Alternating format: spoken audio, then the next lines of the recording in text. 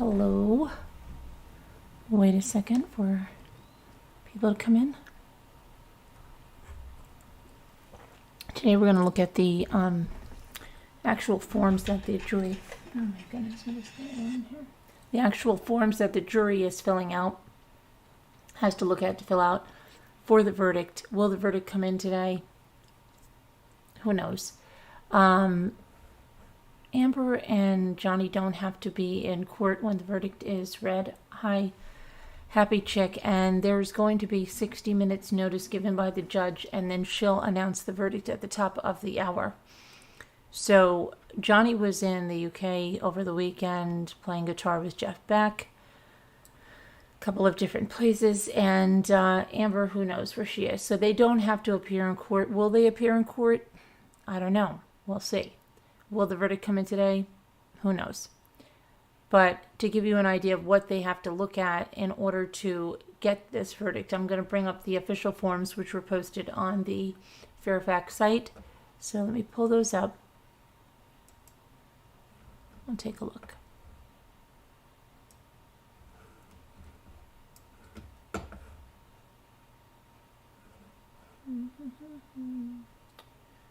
Why is this not pulling up in full screen? Hold on 1 second.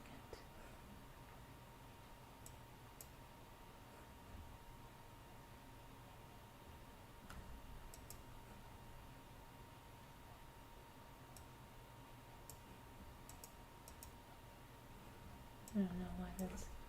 Hold on a minute. For some reason... What are you doing to me? Okay. Let me just pull this up again because this is going to make me nuts.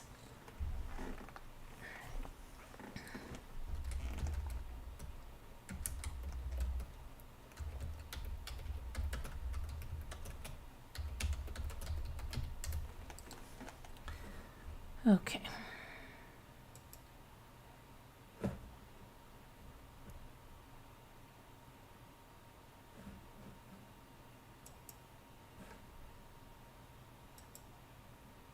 There we go.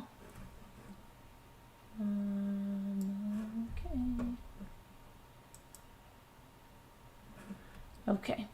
So, make this larger for you that are following at home here. Okay. That should be good even if you're on a phone. And let me just pull the live stream so I can move it, let's see, towards the end so I can say, okay. Hi, Crime Scene Cleaner, are you listening? No problem. You are still super sick? Oh no. But it's not the virus? Huh. Sorry you feel that way, I hope. You used to be Fergie? Oh my goodness. Okay, good to see you. Hippie chick who used to be Fergie. Thanks for letting me know. And speaking of that one, it just made me think of when we had that used to sound like Fergie. And I forget what the name was now. Fergie. Oh gosh. You just made me think of something, Fergie. Hippie chick, good to know. That's going to drive me nuts now, trying to remember what the other name is that used to sound like Fergie. Okay. Your son has the virus? Ugh. I'm hearing so many people getting it again. Ugh. Hope you guys feel better. Okay, so this is the special verdict form. And this is what the jury is going over. Plus they have all the instructions.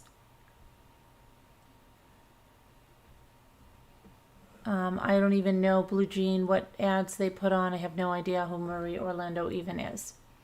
I've been here all along, just don't comment. That's why I changed my name, because you do that every time you hear my name. You think of someone else. Yeah, now I can't remember who it is, right? Okay. I think it was somebody that changed her name a lot, and she used to always put AKA something that sounded like Fergie. Anyway, this is the special verdict form. Mr. Depp's claim against Ms. Heard. This special verdict form includes each of the statements on which John C. Depp II bases his claims of defamation against Amber Heard. Now, I don't know why they didn't do Amber Laura Heard since it's in there, but whatever. Answers the questions in accordance with the court's instructions. 1. As to the statement appearing in the online op-ed entitled Amber Heard, I spoke up against sexual violence and faced our culture's wrath, that has to change in the Washington Post online edition. So, this is all regarding that statement, okay? I spoke up against sexual violence and faced our culture's wrath. Do you find that Mr. Depp, and this has to change. So that's what this is about, right on this form. I spoke up against sexual violence, faced our culture's wrath. That has to change. Do you find that Mr. Depp has proven all the elements of defamation? Answer yes or no. Okay, so that's their first thing. And remember, they have to be unanimous. So if you answer no, please proceed to question 2. If you answer yes, please answer yes or no to the following questions. Okay, so if they say no, they're going to go to question 2 here, okay? And if they answer yes, they're going to answer these. So we're going to pretend they say yes, okay? Oh, Marie Osmond, okay. Interesting, Blue Jean. If you answered yes, please answer yes or no to the following questions. Has Mr. Depp proven by a greater weight of the evidence that the statement was made or published by Ms. Heard? Yeah, that's pretty obvious, right? Isn't it, to most of us? The statement was about Mr. Depp. Well, to many that's obvious, but to others they may say no, those that support Amber. Who knows? The statement was false. The statement has a defamatory implication about Mr. Depp. The defamatory implication was designed and intended by Ms. Heard due to circumstances surrounding the publication of the statement. It conveyed a defamatory implication to someone who saw it other than Mr. Depp. So let's just say you're a juror and you believe, okay, they have proven their case, and then you're going to answer these. Okay, so the statement was made or published by Ms. Heard. Yes. The statement was about Mr. Depp. Yes. The statement was false. Well, if you believe that Mr. Depp's side has proven their case, you would say yes. The statement has a defamatory implication about Mr. Depp, that he was a wife beater, that he essayed his wife. Yes, right? That would be defamatory if you believe that. The defamatory implication was designed and intended. Did Amber intend for that to be conveyed? Yes. If you're believing this, okay? This is if you're answering yes, okay? And then due to the circumstances surrounding the publication of the statement, it conveyed a defamatory implication to someone who saw it other than Mr. Depp. So if somebody else was reading this article that you're talking about right now and this op-ed, would that convey a defamatory implication about Mr. Depp to someone reading that article? And you would most likely answer yes if that was your feeling there. Right? If you answer yes to each subpart of the question 1A, answer the following questions. Question: do you find that Mr. Depp has proven by clear and convincing evidence that Ms. Heard acted with actual malice? So now, what if you say, well, what if it wasn't actual malice? Let's just say, you might say, was it actual malice, or was she acting, really wasn't malice, it was more to get attention. You could hem and haw over that, but you have to answer yes or no. So did she, and most people that answered yes to all of these questions would probably answer yes, that she acted in malice. Hi, Rosalita Marie. Then 2. Now, this was the statement that if you answered no, go to question 2, right? As to this statement appearing in the op-ed, a transformative moment for women in the Washington Post print edition of the online op-ed, Amber Heard, I spoke up against sexual violence and faced our culture's wrath. This has to change. That has to change in the Washington Post online edition. And they're talking about this statement right here. Then 2 years ago, I became a public figure representing domestic abuse, and I felt the full force of our culture's wrath for women who speak out. Okay, so this is Amber saying that 2 years ago, when this article was, she became a public figure representing domestic abuse and felt the full force of our culture's wrath for women who speak out. Some people can get very enraged by this because they don't believe she's telling the truth, and they think what she's doing is a slap in the face to all the women who have suffered domestic abuse. Okay? So 2A, do you find that Mr. Depp has proven all the elements of defamation? Yes or no? If you answer question 2A, no, please go to question 3. So we're going to say they answer yes, okay, for this purpose.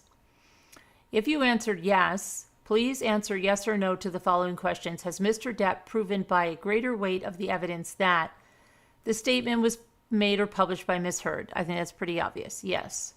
The statement was about Mr. Depp. Those that support Johnny's side definitely believe that, yes, it was evident it was about Mr. Depp. The statement was false. Again, yes, if that's what they're believing. The statement has a defamatory implication about Mr. Depp. Yes, if that's what they believe. The defamatory implication was designed and intended by Ms. Heard. So did she craft this and intend for this to cast a defamatory impression on Johnny? In other words, yes, right? Due to circumstances surrounding the publication of the statement, it conveyed a defamatory implication to someone who saw it other than Mr. Depp. So anyone else, any lay person reading the article, would it convey a defamatory implication? And the only thing that, semantics, what if somebody didn't know Johnny Depp? What if somebody didn't know Amber Heard who read it and didn't know Johnny Depp was her husband, didn't even know who she was other than just a name? They might not know, but, for this purpose, come on, they're going to, those that believe are going to answer yes. If you answered yes to each subpart of question 2A, answer the following questions. Do you find that Mr. Depp has proven by clear and convincing evidence that Ms. Heard acted with actual malice? Hi, Tracy Thomas. Yes or no, and then they answer that, okay? Then remember, if you answered no, you're going to 3. As to this statement appearing in the op-ed entitled A Transformative Moment for Women in the Washington Post print edition and the online op-ed, Amber Heard, I spoke up against sexual violence and faced our culture's wrath. That has to change in the Washington Post online edition. Now they're talking about this statement. I had the rare vantage point of seeing in real time how institutions protect men accused of abuse. 3A. Do you find that Mr. Depp has proven all the elements of defamation? Answer yes or no. If you answer question 3A, no, please proceed to question 4. So we're going to do it that we answer it yes, right? If you answered yes, please answer yes or no to the following questions. Has Mr. Depp proven by a greater weight of the evidence that the statement was made or published by Ms. Heard? Yes. The statement was about Mr. Depp. Again, yes. The statement was false. We believe it's defamatory, and it's yes. The statement has a defamatory implication about Mr. Depp. Yes, the defamatory implication was designed and intended by Ms. Heard. Yes, due to circumstances surrounding the publication of the statement, it conveyed a defamatory implication to someone who saw it other than Mr. Depp. Yes. If you answered yes to each subpart of question 3A, answer the following question. Do you find that Mr. Depp has proven by clear and convincing evidence that Ms. Heard acted with actual malice? Yes or no? Let's see. Yes, okay. Complete questions 4 to 5 only if you answered yes to all of questions 1, 2, or 3. Okay, so up here they said if you answered no, please proceed to question 4. Then you get to question 4, and it says to only complete them if you answered yes to 1, 2, or 3. So if you did not answer yes to 1, 2, or 3, you don't complete these questions. 4. As against Amber Heard, state the amount of compensatory damages, if any, you believe John C. Depp II has proven by a greater weight of the evidence that he is entitled to recover. We, the jury, award compensatory damages in the amount of, but it's not about money, right? And isn't it interesting? The closing arguments kept saying it was not about money and didn't even mention a certain amount in their closing statement. So that's interesting, but they would put the amount in there. As against Amber Heard, state the amount of punitive damages, if any, to which you find John C. Depp II is entitled to recover.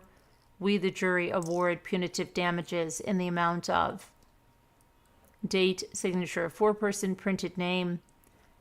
Okay, and then this is the next, the special verdict forms from Ms. Heard's claim against Mr. Depp, because remember, she was countersuing, right?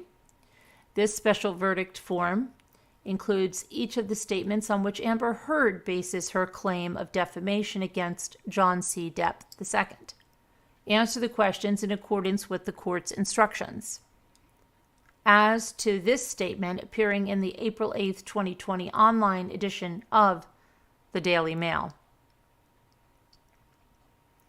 Amber Heard and her friends in the media use fake sexual violence allegations as both a sword and shield, depending on their needs.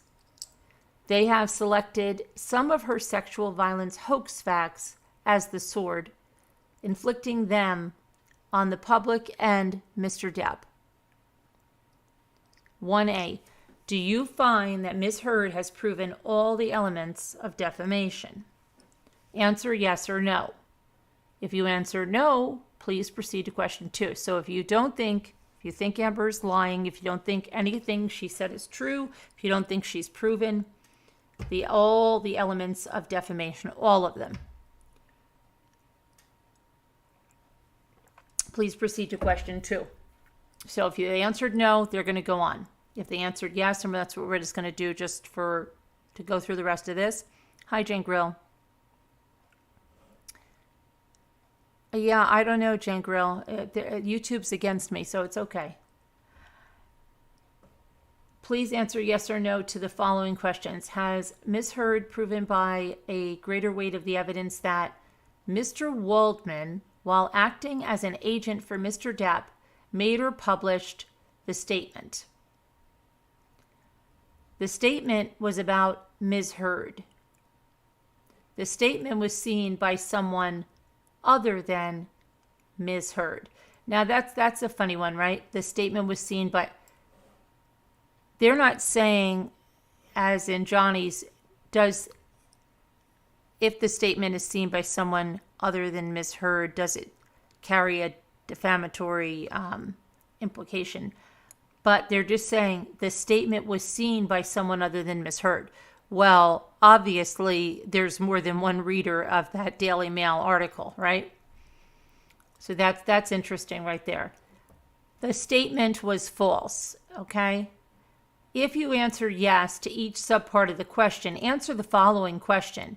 Do you find that Ms. Heard has proven by clear and convincing evidence that the statement by Mr. Waldman was made with actual malice?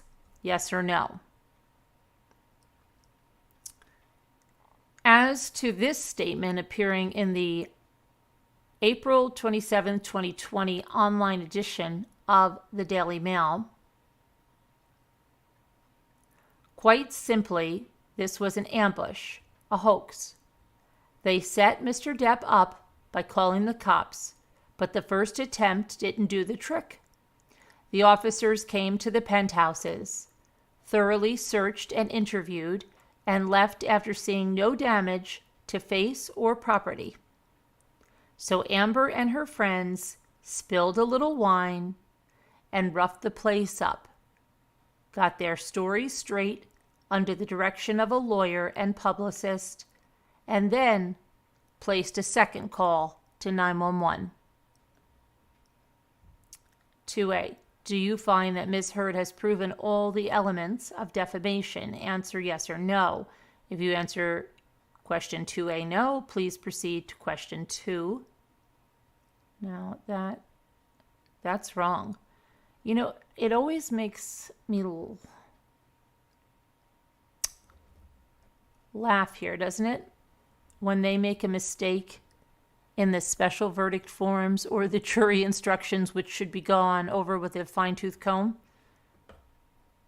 If no, please proceed to question 2. It should be 3. Okay, so answer yes or no. If you answered yes, please answer yes or no to the following questions. Has Ms. Heard proven by a greater weight of the evidence that Mr. Waldman, while acting as an agent for Mr. Depp, made or published the statement? It's pretty obvious, yes. The statement was about Ms. Heard? Another pretty obvious, yes. The statement was seen by someone other than Ms. Heard? Yes, right? The statement was false. And if they're believing that the case for Amber, proved that, yes.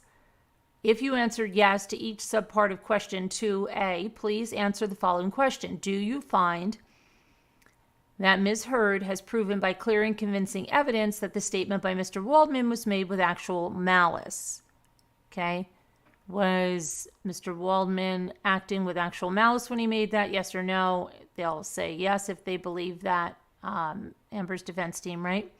As to this statement, now this is number 3, appearing in the April 27, 2020 online edition of the Daily Mail, we have reached the beginning of the end of Ms. Heard's abuse hoax against Johnny Depp. Hi, Kubi. 3A, do you find that Ms. Heard has proven all the elements of defamation? Answer yes or no.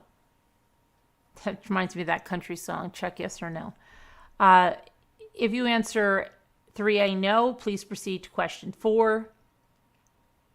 So for all intents and purposes, let's say they're going to say yes, okay, that she has proven all elements, her team has. If you answer yes, please answer yes or no to the following questions. Has Ms. Heard proven by a greater weight of the evidence that Mr. Waldman, while acting as an agent for Mr. Depp, made or published the statement? Very obvious, right? Yes. The statement was about Ms. Heard. Even if you didn't agree, you would answer yes to these questions, right? The statement was about Ms. Heard, yes. The statement was seen by someone other than Ms. Heard. I think everybody's going to answer yes on those, even though they tell you not to, right? But this statement was false is the only one that's really going to be the one that people would be answering differently on. So, but if they believe Amber's team, if they side with Amber there, that she proved everything, and they're going to say the statement was false. She didn't do anything like that, right? If you answered 3B, if you answered yes to each subpart of question 3A, answer the following questions. Do you find that Ms. Heard has proven by clear and convincing evidence that the statement by Mr. Waldman was made with actual malice? Okay, and then yes or no. Complete questions 4 to 5 only if you answered yes to all of the questions 1, 2, or 3. As against John C. Depp II, state the amount of compensatory damages, if any, you believe Amber Heard has proven by a greater weight of the evidence that she is entitled to recover. Hi, Pamela. We, the jury, award compensatory damages in the amount of 1 cent. No. As against John C. Depp II, state the amount of punitive damages, if any, to which you find Amber Heard is entitled to recover. We, the jury, award punitive damages in the amount of 1 penny, whatever they put there, date and sign, the foreperson. So that's what they're answering. And remember, they have to be unanimous in this. So those are the special verdict forms. If you want to see them for yourself, you can see them on the Fairfax site. And I'm going to put the link in there. Okay. And hi, Kelly in Texas. Let me get one other thing here. Hold on a minute. Ow. Hold on, because I want to go over something else. You know how much I love forms.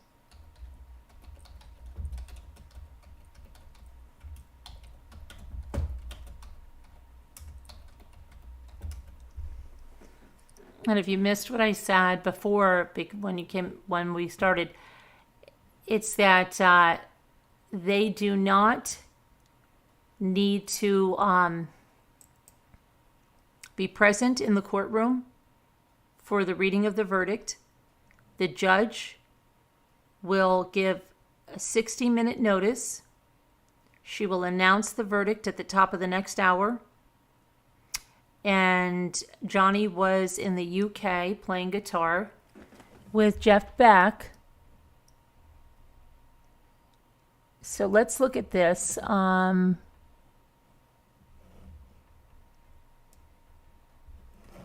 Over the weekend. I don't know where Amber was. Okay, so let's go over these jury instructions here. You have been chosen and sworn as jurors in the case, right? Okay, you must consider and decide this case fairly and impartially. You are to perform this duty without bias or prejudice as to any party. All persons stand equal before the law and are entitled to the same treatment under the law.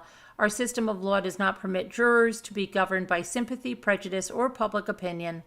Both the parties and the public expect that you will carefully and impartially consider all the evidence in the case, follow the law as stated by the court, and reach a just verdict regardless of the consequences.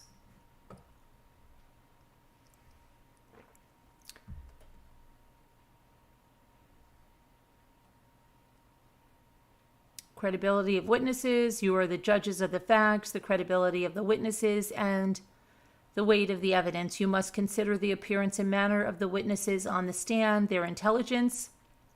So this is what they must consider.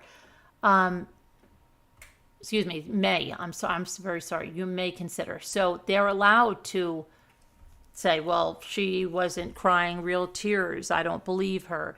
That person seemed more educated than that other doctor. I didn't think that other doctor really knew what they were talking about. I'm going to give extra weight. That doctor was board certified. The other doctor wasn't.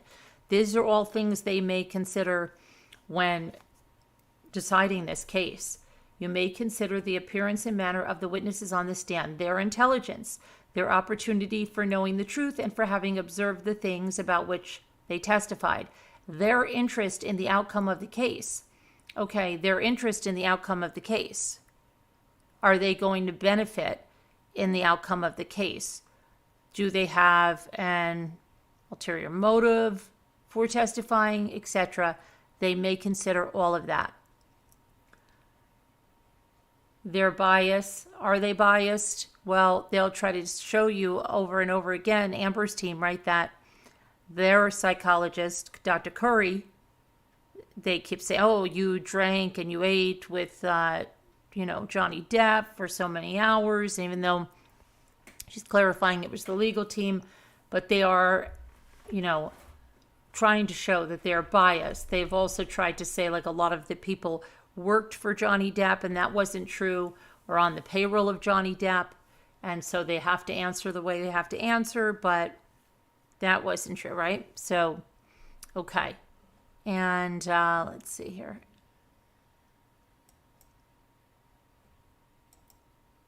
Okay, gotcha. And if any have been shown their prior inconsistent statements, or whether they have knowingly testified untruthfully as to any material fact in the case. So, as many times as they have to say, well, that's not what you testified to in the other trial in the UK, or that is not what you said on your deposition, or whatever it is, jurors may consider all of that. You may not, arbitrarily disregard believable testimony of a witness. However, after you have considered all the evidence in the case, then you may accept or discard all or part of the testimony of a witness as you think proper. So they can't arbitrarily say, I'm not listening to that.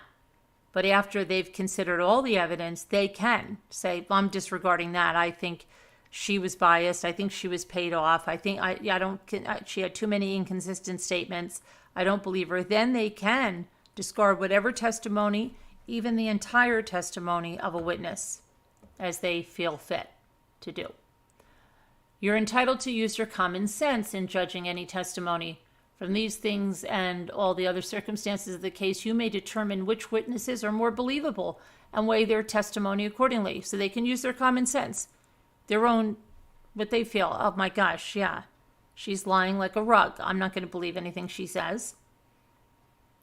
Your verdict not to be based on sympathy, bias, guesswork, or speculation. You must not base your verdict in any way upon sympathy. Oh, I feel really sorry for Amber. She's an abused woman. Everybody's against her. Everybody's against me. So I relate to Amber and I feel so sorry for her. I'm just going to say she's the winner because, I feel really bad for her. No, not allowed. Bias. I really like Amber. She's really pretty. I'm going to go with that. Or I really like Johnny. I feel bad for him. I really want to marry him. She married him. I'm really upset about that. I like him the best. I'm going to, bring this verdict his way. Can't do that. Guesswork. I wasn't paying attention at all. I was doodling in my jury notebook. I don't know what's going on. I'm not going to ask now because I don't want to stay here any longer than I already have. So I'm just going to guess at the answer. I'm just going to go with what everyone else says. Not allowed. Or speculation. Okay? Shouldn't be speculation, and it should be based on the evidence that you saw. Your verdict must be based solely upon the evidence and instructions of the court. Liability issues. Your verdict must be based on the facts as you find them and on the law contained in all of these instructions. With respect to Plaintiff John C. Depp II, Mr. Depp's claims against defendant Amber Laura Heard, Ms. Heard, the issues in this case are summarized below. Whether Ms. Heard made or published any of the following statements. Amber Heard, I spoke up against sexual violence and faced our culture's wrath. That has to change. B. Then 2 years ago, I became a public figure representing domestic abuse, and I felt the full force of our culture's wrath for women who speak out. C. I had the rare vantage point of seeing in real time how instructions protect men accused of abuse. Do any of Ms. Heard's statements imply or insinuate anything about Mr. Depp? Were Ms. Heard's statements seen by anyone other than Mr. Depp? Did Ms. Heard's statements convey a defamatory implication to someone who saw them other than Ms. Depp? Hyperodoise. Are the implications about Mr. Depp in Ms. Heard's statements false? Did Ms. Heard make the statements with actual malice? If Mr. Depp is entitled to recover, what is the amount of Mr. Depp's damages? On these issues, Mr. Depp has the burden of proof. Your decisions on these issues must be governed by the instructions that follow. With respect to Ms. Heard's claims against Mr. Depp, the issues in this case are summarized below. Did Adam Waldman, while acting as an agent for Mr. Depp, make the following statements? A. Amber Heard and her friends in the media use fake sexual violence allegations as both a sword and a shield, depending on their needs. They have selected some of her sexual violence hoax facts as the sword, inflicting them on the public and Mr. Depp. Quite simply, this was an ambush, a hoax. They set Mr. Depp up by calling the cops, but the first attempt didn't do the trick. The officers came to the penthouses, thoroughly searched and interviewed, and left after seeing no damage to face or property. So Amber and her friends spilled a little wine and roughed the place up, got their story straight under the direction of a lawyer and publicist, and then placed a second call to 911, and we have reached the beginning of the end of Ms. Heard's abuse hoax against Johnny Depp. Are any of these statements about Ms. Heard? Were any of these statements seen by someone other than Ms. Heard? 4. Are any of the statements false? 5. Were any of the statements made with actual malice? 6. If Ms. Heard is entitled to recover, what is the amount of Ms. Heard's damages? On these issues, Ms. Heard has the burden of proof. Your decisions on these issues must be governed by the instructions that follow. You shall only return your verdict for Mr. Depp on his claim for defamation about the following statement if he has proven by greater weight of the evidence that Ms. Heard made or published the following statement. Amber Heard, I spoke up against sexual violence and faced our culture's wrath.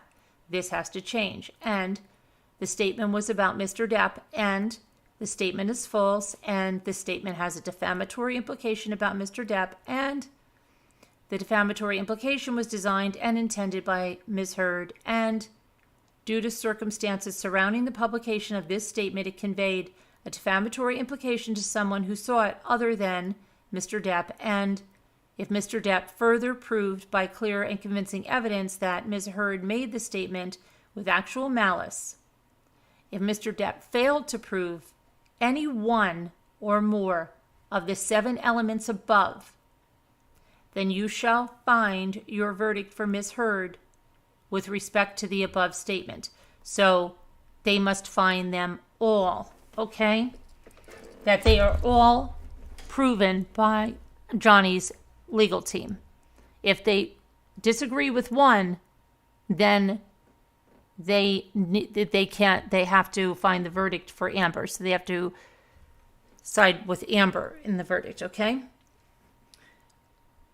You shall only return your verdict for Mr. Depp on his claim for defamation about the following statement if he has proven by the greater weight of the evidence that Ms. Heard made or published the following statement. Then 2 years ago, I became a public figure representing domestic abuse, and I felt the full force of our culture's wrath for women who speak out. And the statement was about Mr. Depp, and the statement is false, and the statement has a defamatory implication about Mr. Depp, and the defamatory implication was designed and intended by Ms. Heard, and due to circumstances surrounding the publication of this statement, it conveyed a defamatory implication to someone who saw it other than Mr. Depp, and if Mr. Depp further proved by clear and convincing evidence that Ms. Heard made the statement with actual malice, if Mr. Depp failed to prove any one or more of the 7 elements above, then you shall find your verdict for Ms. Heard with respect to the above statement. Can you imagine someone that has like severe OCD and they're on the jury and they're like, well, I don't know. I can't really. What if I'm not doing that? And I've got to check. Can you imagine? And there probably are like people that are so afraid of making a mistake or doing the wrong thing, right? Okay. Hi, Mike. Hi, Shirley Ellis. How are you guys? You shall only return your verdict for Mr. Depp on his claim for defamation about the following statement if he has proven by greater weight of the evidence that Ms. Heard made or published the following statement. I had the rare vantage point of seeing in real time how institutions protect men accused of abuse. And the statement was about Mr. Depp. The statement is false. And the statement has a defamatory implication about Mr. Depp. And the defamatory implication was designed and intended by Ms. Heard, and due to the circumstances surrounding the publication of this statement, it conveyed a defamatory implication to someone who saw it other than Mr. Depp. And if Mr. Depp further proved by clear and convincing evidence that Ms. Heard made the statement with actual malice, if Mr. Depp failed to prove any one or more of the 7 elements above, then you shall find your verdict for Ms. Heard with respect to the above statement. So just one, not agreeing with it, you must find your verdict for Ms. Heard. Okay? You shall only return your verdict for Ms. Heard on her claim for defamation about the following statement if she has proven by greater weight of the evidence that Adam Waldman, while acting as an agent for Mr. Depp, made or published the following statement. Amber Heard and her friends in the media used fake sexual violence allegations as both a sword and shield depending on their needs.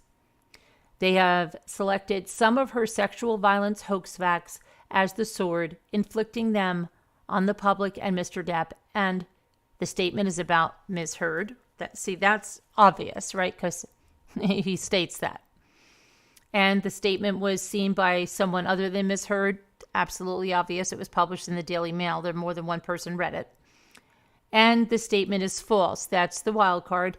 And if Ms. Heard further proved by clear and convincing evidence that the statement by Mr. Waldman was made with actual malice, if Ms. Heard failed to prove any one or more of the 5 elements above, then you shall find your verdict for Mr. Depp with respect to the above statement. Hi, Kathy.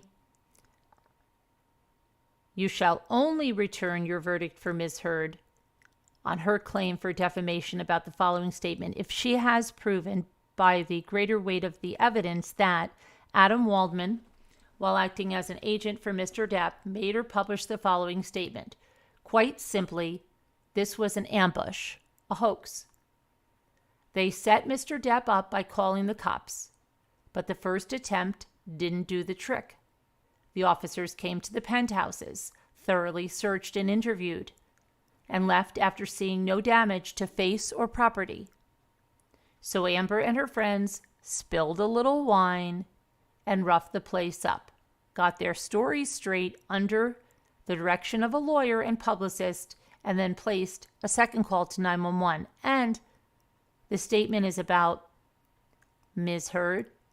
Well, that's obvious. And the statement was seen by someone other than Ms. Heard. Obvious. And the statement is false. That's the objective part.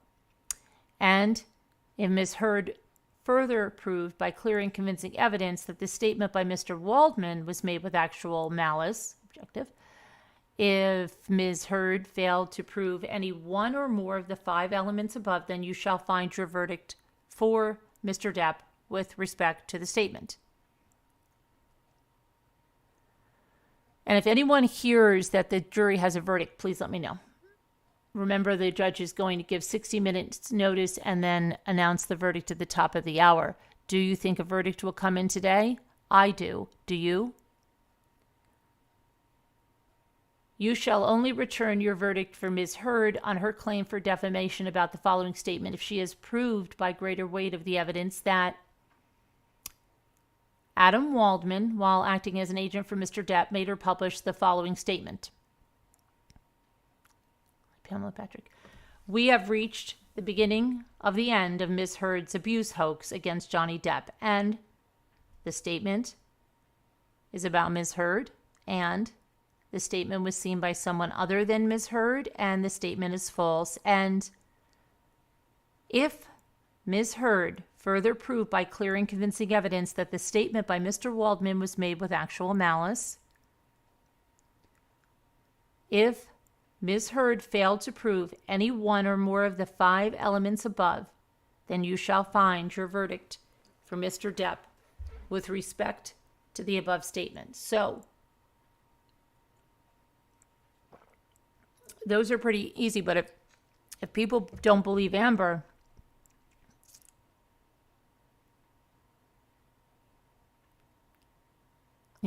then they're not going to answer yes to the statement is false. So that means the verdict will go in Johnny's favor. Anyway, let's see now. When used in these instructions, the phrase the greater weight of the evidence, also sometimes called the preponderance of the evidence, means that the evidence which you find more persuasive when evaluated against all of the evidence that has been admitted in a case. The testimony of one witness whom you believe can be the greater weight of the evidence. Definition of clear and convincing evidence. When a party has the burden of proving an issue by clear and convincing evidence, he or she must produce evidence that creates in your minds a firm belief or conviction that he or she has proved the issue.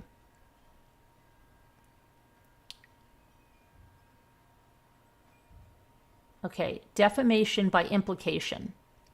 A statement that is not directly defamatory may nonetheless suggest a defamatory meaning in an indirect way, that is, by implication. In determining whether any of the statements have a defamatory implication, you must consider the op-ed as a whole and the circumstances surrounding its publication.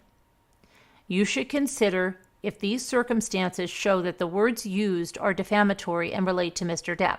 However, such circumstances cannot extend the meaning of the words used in the op-ed beyond their ordinary and common meaning.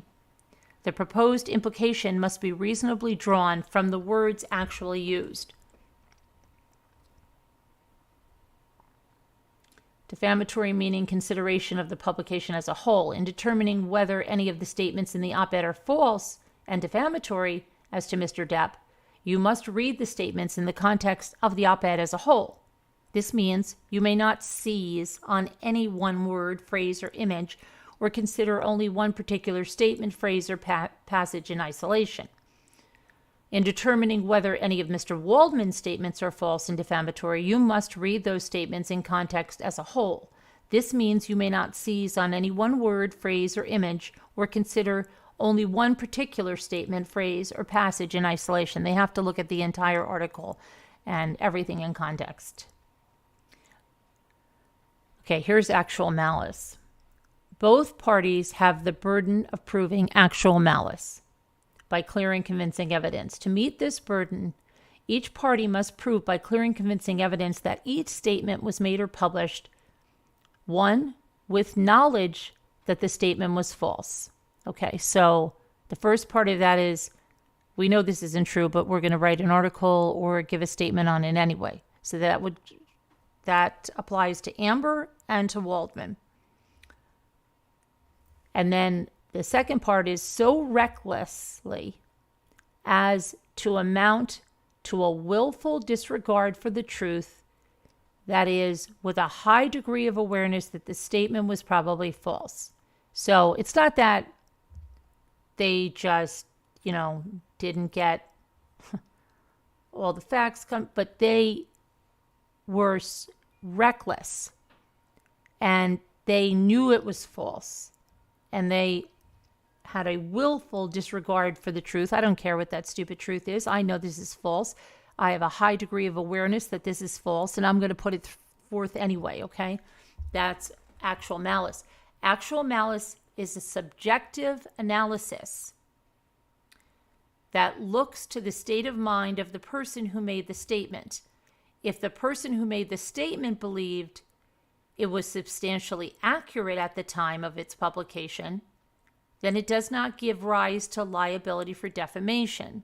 So if a person at the time really believed that something was accurate, even if it had a defamatory consequence to the person, but the person that gave that statement or wrote about that thought it was factually accurate, that does not give rise to liability for defamation. So it has to be that they are aware, okay, and they have a willful disregard for the truth, a high degree of awareness that the statement was probably false, to have actual malice.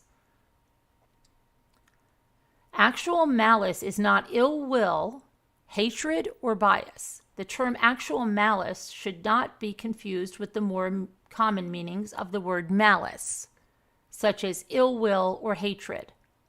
Okay? So if you believe someone did something just because they wanted to hurt someone and or they had a deep hatred of someone, I'm going to get back at them. Actual malice is not established merely because an author was motivated by ill will, prejudice, hostility, hatred, contempt, or even a desire to injure another. Well, Nightmare, I think the verdict will be in today. The judge is going to give 60 minutes notice and announce at the top of the hour. Amber and Johnny do not need to be in court for the verdict. We don't know if they will or won't. Johnny was in the UK over the weekend playing guitar with Jeff Beck. We'll see what happens. Do you think the verdict will be in today, Nightmare? I do. In order to find that Ms. Heard republished the original op-ed, including the headline, through a tweet. Now, this was another thing. By tweeting, is it a republication when you tweet something? And they were saying no, unless you add something to it or you incorporate it in another article, etc. Through a tweet on December 19th, 2018, you must find that she retransmitted the defamatory material or redistributed the material with the goal of reaching a new audience. Stated differently, republication occurs when the speaker has affirmatively reiterated the statement. A hyperlink directing readers to a previous article on the same website does not direct the previous article to a new audience. So merely giving a hyperlink to the original article is not directing the previous article to a new audience. Merely linking to an article does not amount to republication, but adding content to a linked article may constitute republication. You must determine whether any added content was intended to reach a new audience. So was she trying with that tweet to get that original article out there to a new audience? And did she do that by not just reposting that link, but did she add content? Did she incorporate it into another article? If you find any content added to the hyperlink was intended to reach a new audience, it constitutes republication. Further, if you find a republication occurred on December 19, 2018, then in order to find for Mr. Depp, in order to render a verdict for Mr. Depp against Ms. Heard, you must also find by clear and convincing evidence that Ms. Heard made this republication with actual malice. A principal is a person or legal entity with power or right to control the means and methods of performance by which another person performs the principal's work. An agent, and this is referring to Waldman, is the person who is subject to the power or right of a principal to control the means and methods of performing the work. So yeah, the principal is a person or legal entity with power or right to control the means and methods of performance by which another person performs the principal's work. An attorney has the express authority to do everything which the client expressly authorized him to do, and the implied authority to do everything necessary or incidental to the purpose for which he was retained. Ms. Heard has the burden of proving by the greater weight of the evidence that Mr. Waldman was an agent of Mr. Depp, and that Mr. Waldman was acting within the scope of his agency when he made the statements. Yeah, I know there were no notifications to that for most people. You must remember that there is no burden on either party to prove the truth of any of the statements. Both parties were free to offer proof of truth, but by doing so, they did not assume the burden of convincing you of the truth of the statements. The burden remains on each party to prove that the statements he or she complains of are false. So the burden is to prove that those statements are false, that they're complaining of, that they are suing for. Now, the expert witnesses. The rules of evidence ordinarily do not permit witnesses to testify as to opinions or conclusions. An exception to this rule exists as to those whom we call expert witnesses. Witnesses who by education and experience have become expert in some art, science, profession, or calling may state their opinions as to relevant and material matters in which they profess to be an expert, and may also state their reasons for the opinion. That's why they bring in the expert witnesses and they declare them expert witnesses so that you can consider their opinion. You should consider each expert opinion received in evidence in this case and give it such weight as you think it deserves. If you should decide that the opinion of an expert witness is not based upon sufficient education and experience, or if you should conclude that the reasons given in support of the opinion are not sound, or if you feel that it is outweighed by other evidence, you may disregard the opinion entirely. So they can disregard the testimony of these expert witnesses, their opinions. They may say, I don't believe this woman. I don't think she's as educated as she's saying. I think she might be biased. I think she's doing this, for whatever reason. They don't have to even consider it after they should take it into consideration after they have thoroughly considered it. Then they can get rid of it, okay? If they decide that it doesn't hold any weight.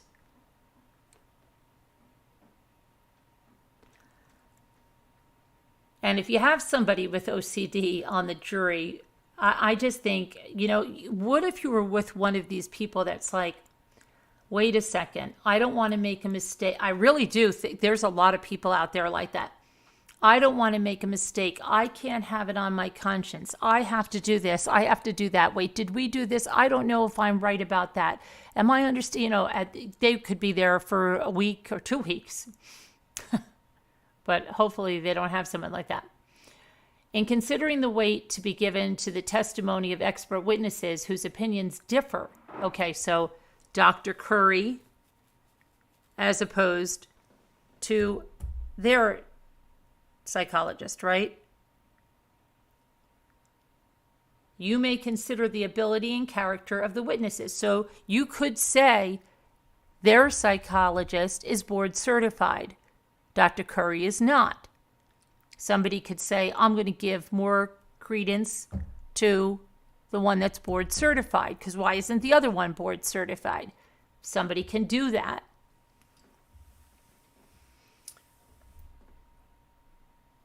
You may consider the ability and character of the witnesses, their actions upon the witness stand. Okay, so how did they act on the witness stand? If you thought they were believable, did you think they were a liar? Did you think they were biased? Did you think they were arrogant? The weight and process of the reasoning by which they support their opinion, their possible bias in favor of the side for which they testify. Were they paid $1 million to be there? Do you think that biased them? Then they can look at that. Their relative opportunities for study or observation of the matters about which they testify, and any other matters which serve to illuminate their statements.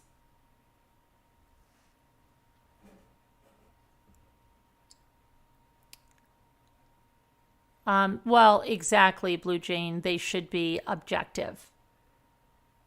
In considering the weight to be given to the testimony of expert witnesses, you should consider the basis for his or her opinion and the manner by which he or she arrived at it and the underlying facts and data upon which he or she relied.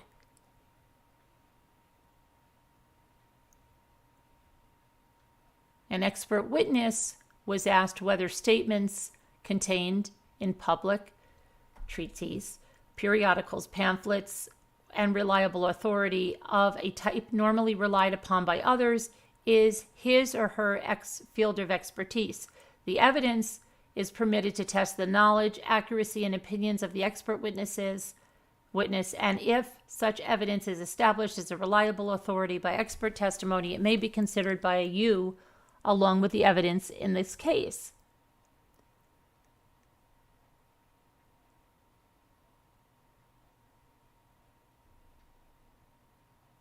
Okay, so if an expert witness was asked about statements that were contained in pamphlets, periodicals, etc., that are published,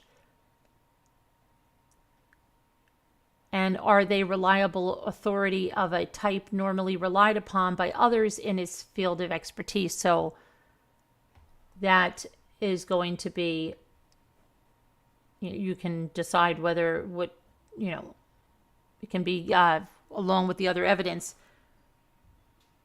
And the evidence is permitted to test the knowledge, accuracy, and opinions of the expert witness, and if such evidence is established as a reliable authority by expert testimony.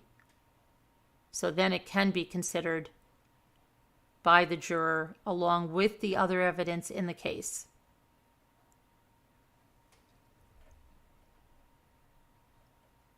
In considering the evidence, you're not limited to the bold statements of the witnesses.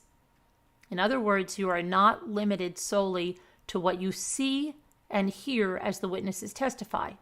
On the contrary, you are permitted to draw from the facts which you find to have been proven such reasonable inferences as may seem justified in the light of your own experience. So they don't just have to go by their words, they can draw inferences to what they've seen on the stand. During the trial of the case, certain testimony has been presented to you by way of video deposition. You should give to this testimony the same consideration as to its weight and credibility as you give to the testimony of witnesses who testified here in court. Okay, so you have to count the video depositions the same way you do the actual testimony on the witness stand that they've seen live. You must not discount any testimony merely because it was shown to you by video recording. When one of the parties testifies unequivocally to facts within his or her knowledge, those statements of fact and the necessary inferences from them are binding upon him or her. He or she cannot rely on other evidence in conflict with his or her own testimony to strengthen his or her case. However, you must consider his or her testimony as a whole, and you must consider a statement made in one part of his or her testimony in the light of any explanation or clarification made elsewhere in his or her testimony. So you have to look at their entire testimony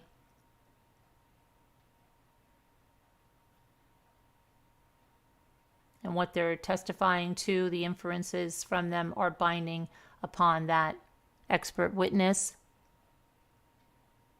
But consider everything they've said as a whole.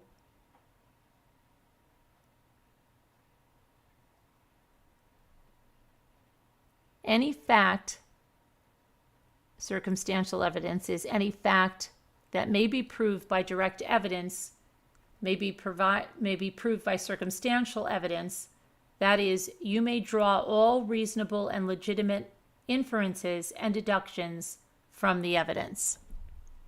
So they can draw all reasonable and legitimate inferences and deductions from the evidence. So given on what I saw and they testified to, I reasonably think this is true or not true.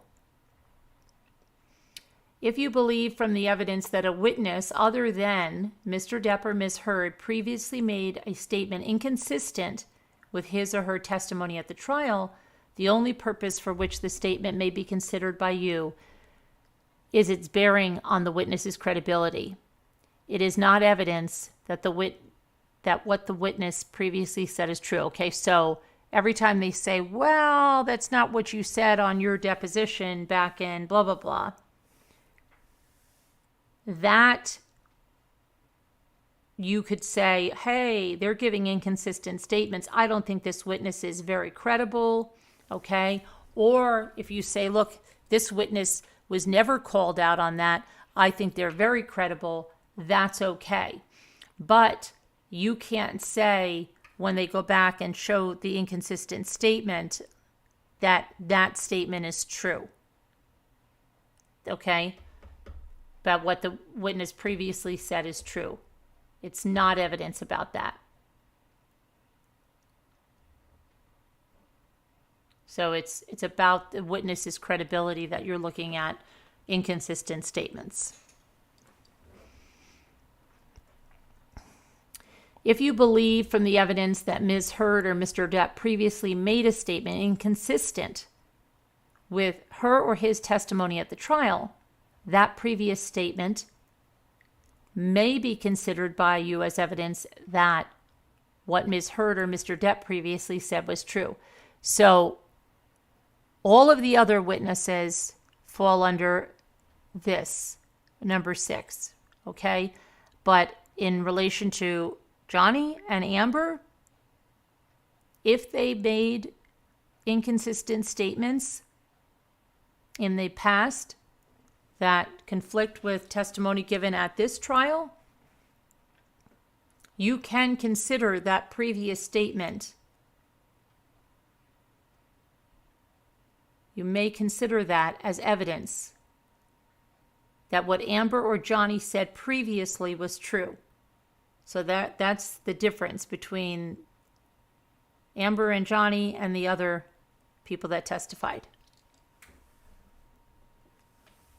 In reaching your verdict in this case, you are to consider the testimony and evidence.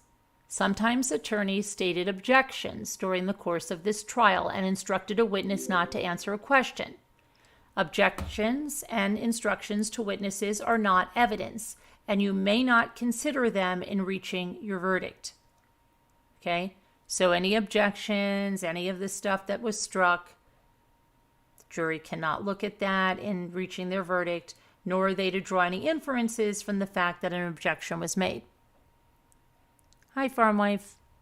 Hello, Jeanette. Hello, Justin. You must not consider any matter that was rejected or stricken by the court. It is not evidence and should be disregarded. So you can't keep going back to something that was struck or something that was rejected.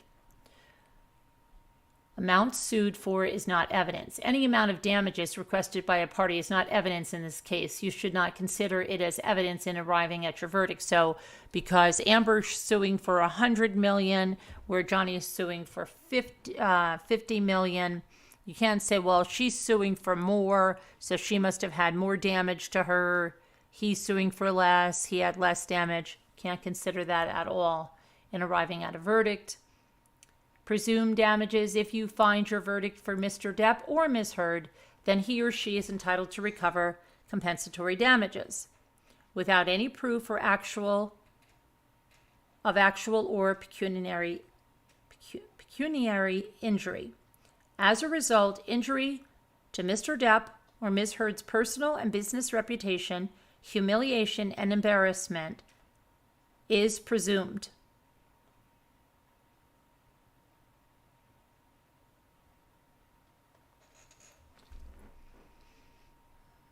If you find either party liable for defamation, then in determining the amount of damages to which the opposing party is entitled, you may take into consideration all of the circumstances surrounding the defamatory statements, the occasions on which they were made, and the extent of their publication, the nature and character of the insult, the probable effect on those who heard the statements, and their probable and natural effect upon the defamed party's personal feelings and upon his or her standing in the community and in business.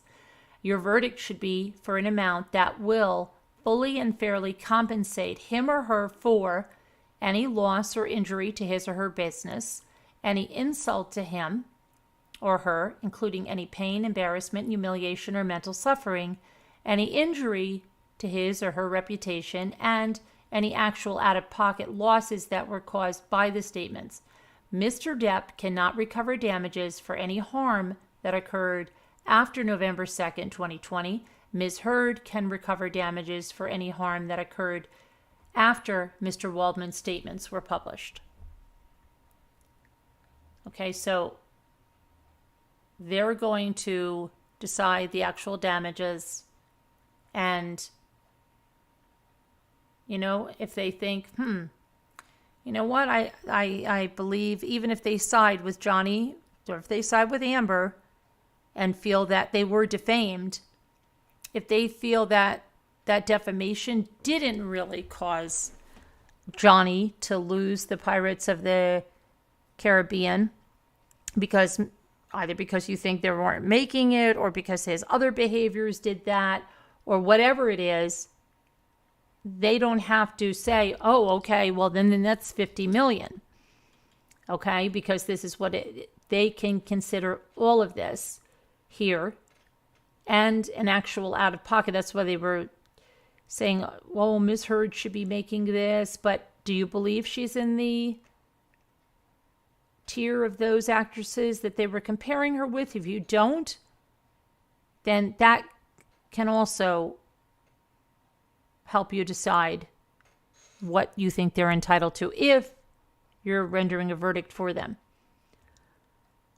The burden is on the party seeking the damages to prove by the greater weight of the evidence that each item of damages he or she claims, and to prove that each item was caused by the defamatory statements at issue.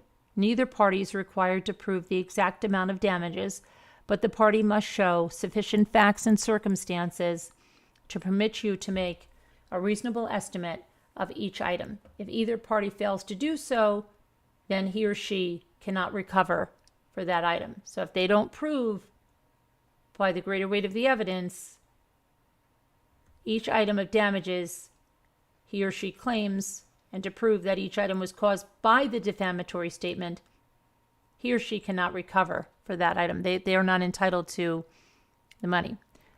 A big waste, a lot of money. I could have used some. Exactly, Blue Jean. Yeah. Yep. You think it's going to be a draw. It was smart of Amber's attorneys to go for a countersuit because the jury will come to the conclusion that they are both horrible people, so throw out both suits. Hi, Aurora. You think Depp will win with the amount he's asking for? Good to know. Punitive damages. If you have found by clear and convincing evidence that the statements in the op-ed were made with knowledge that they were false, okay, actual malice, or so recklessly as to the amount to a willful disregard for the truth, that is, with a high degree and awareness that the statements were probably false, then you may award punitive damages to punish Ms. Heard for such actions and to serve as an example to prevent others from making such statements in the future. You must state separately in your verdict any amount you allow as compensatory damages, if any, and the amount you allow as punitive damages. Hi, Margot K. Punitive damages. If you have found by clear and convincing evidence that Mr. Waldman, while acting as an agent for Mr. Depp, made the statements with knowledge that they were false, or so recklessly as to amount to a willful disregard for the truth, that is, with a high degree of awareness that the statements were probably false, that's actual malice, then you may award punitive damages to punish Mr. Depp for such actions and to serve as an example to prevent others from making such statements in the future. You must state separately in your verdict any amount you allow as compensatory damages, if any, and the amount you allow as punitive damages. And that's it. And then we're just waiting. So we've gone over what the jury has. And do any of you want, if any of you want to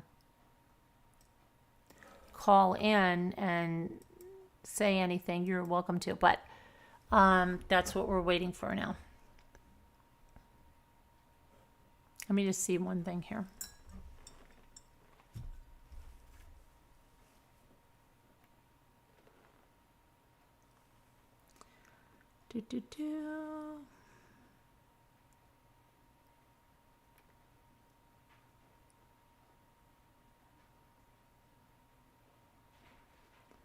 Not now, not now, not now. Leave me alone. Leave me alone. Oh, boy.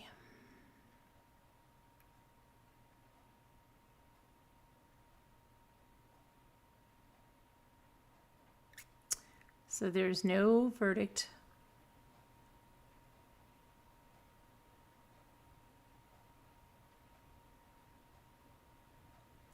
And this is the second day of deliberation. Again, the judge is going to announce the verdict within 60 minutes. She's going to give 60 minutes notice. She's going to announce it at the top of the next hour, okay? And then after the 60 minutes, she'll announce it at the top of whatever hour that is after the 60 minutes notice. Amber does not have to appear in court. Johnny doesn't have to appear in court. And they may or may not, whatever floats their boat.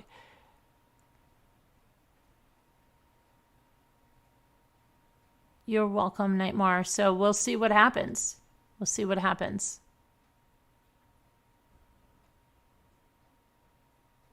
You're welcome, Tracy. But that's what the jury is looking at right now. That's what they're deciding. Do they have one of those OCD people that is going over and over that, or do they say, hey, well, let's just do this after lunch? Let's get lunch first. Let's have them give us a nice lunch, and then we'll come back and give the verdict, get over by the end of the day, and be done with this. I think the verdict will be here before the end of the day. I do.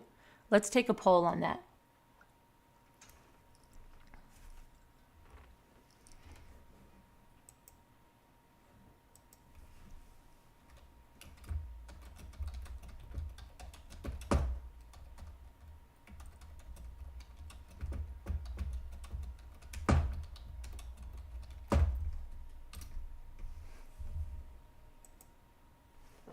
Let's see what you guys think. Let's see if we're right or wrong.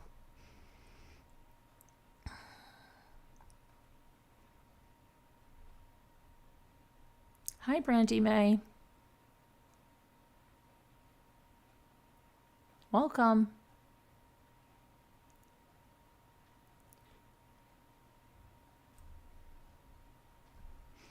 Okay, now it's changing as more people vote. So it was 91% immediately.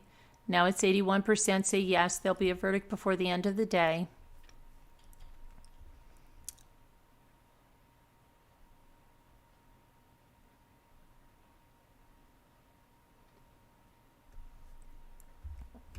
I think it'll probably be after lunch, I think. Unless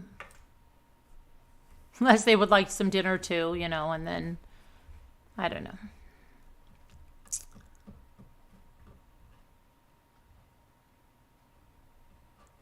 Johnny Depp was in the UK playing with Jeff Beck over the weekend, Jeanette. I'm not sure if he's back yet.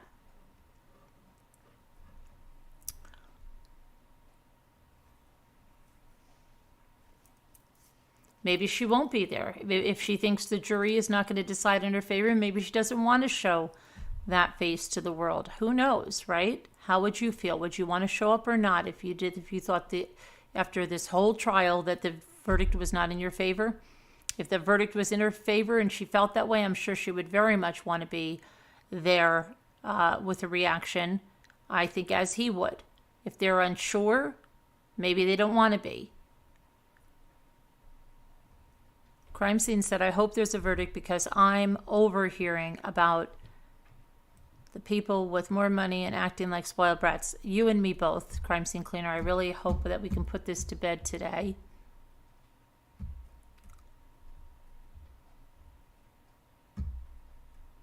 I think the judge said she was not serving dinner. No, there will be no dinner. She doesn't give them dinner, but I do wonder what the lunches are. Okay, no dinner for them. No dinner for you. You're on. So then I think it will be after lunch. Let's get another dinner. Lunch. You know what I mean.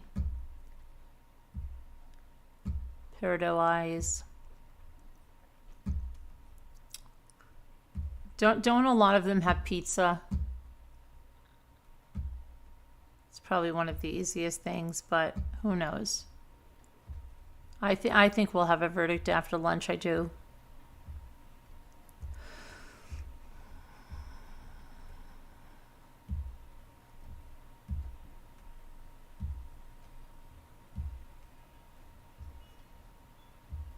I think you should go for a bike ride. I know, right, Elizabeth W? Anytime I'm out, then there seems to be something like that, right? I can't believe it's the last day of May. I cannot believe my birthday is in 4 days. I can't believe it's June. And then this is the part when I want time to go slower, because I know as fast as it goes, then the summer's over and then we're back to winter again. I hate that. I hate that. I hate it, hate it, hate it.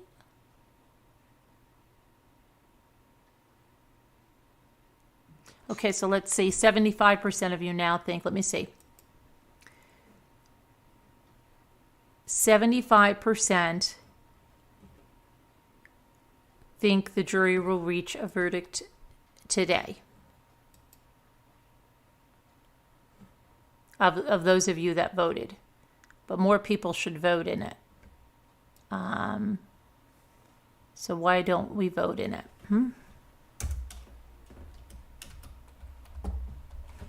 Hold on one second.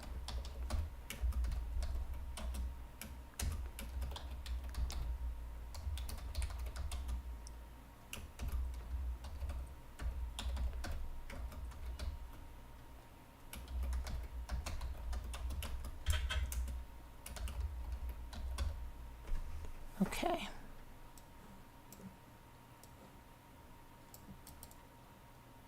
Just want to do that. And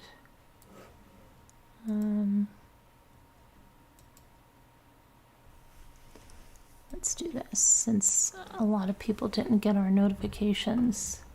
Should have did this a long time ago, but I didn't do it.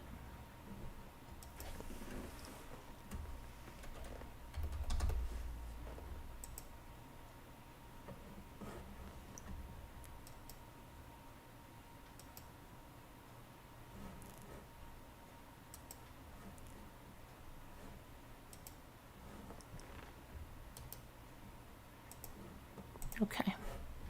All right. This one.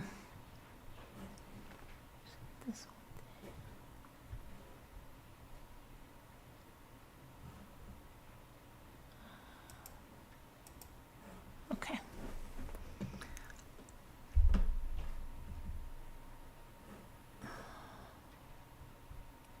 Let me get back to you guys.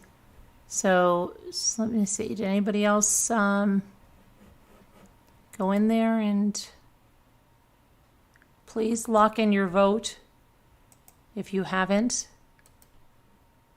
on whether you think there'll be a verdict.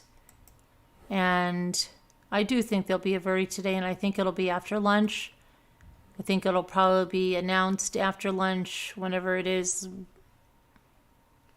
or maybe they'll put it in sometime during their lunch. The judge will announce it, and I think we'll have a verdict by 3 o'clock Eastern Standard Time.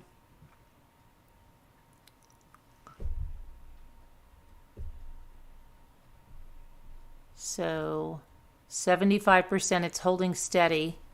We did have 11 more votes come in, but now it's 74% say that the jury will reach a verdict today.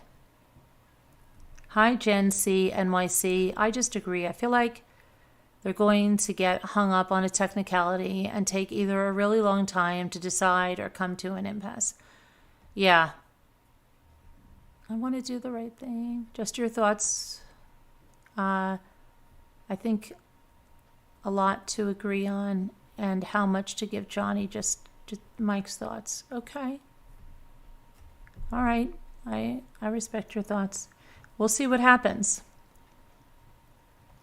See what happens. Again, let me see. Did Johnny come back? Let me just see if we can find out if Johnny is back from the UK.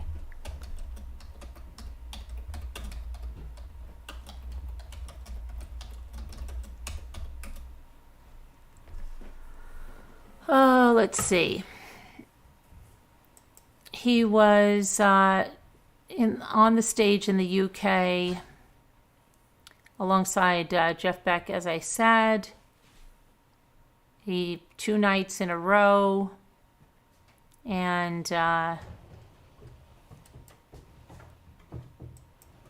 here is a picture of Johnny there playing. Not too concerned there, and he could have flown home yesterday, but we'll see if he shows up there. Who knows, right?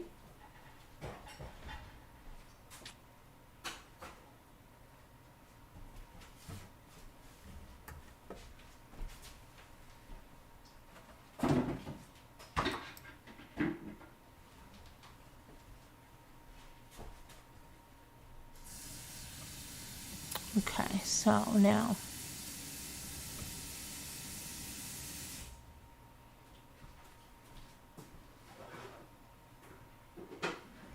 but I don't know, did he return? Let me see.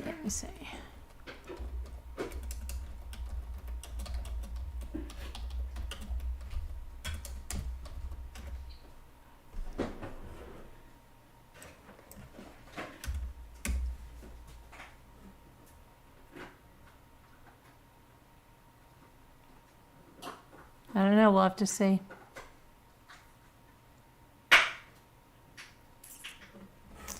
If he's there. Do you think maybe we should take another survey if you think they'll be in court or not?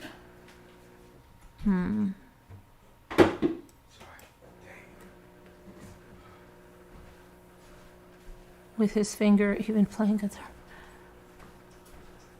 Hi, Nana Patty. Not only was she not credible, but I did not see or hear any evidence to support her claims.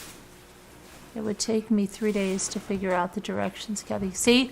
Well, that's what I mean, Kathy. And if there's someone, and no offense, though, like you, that would keep going over and over and over, they could be there a long time. And if there's a compulsive checker person on there, they could say, well, how do I know this? I believe this. Is that really actual malice? If I did this, if I think she did this, if I think he did this, could it hold them up? Or is everybody there like, check, we're done.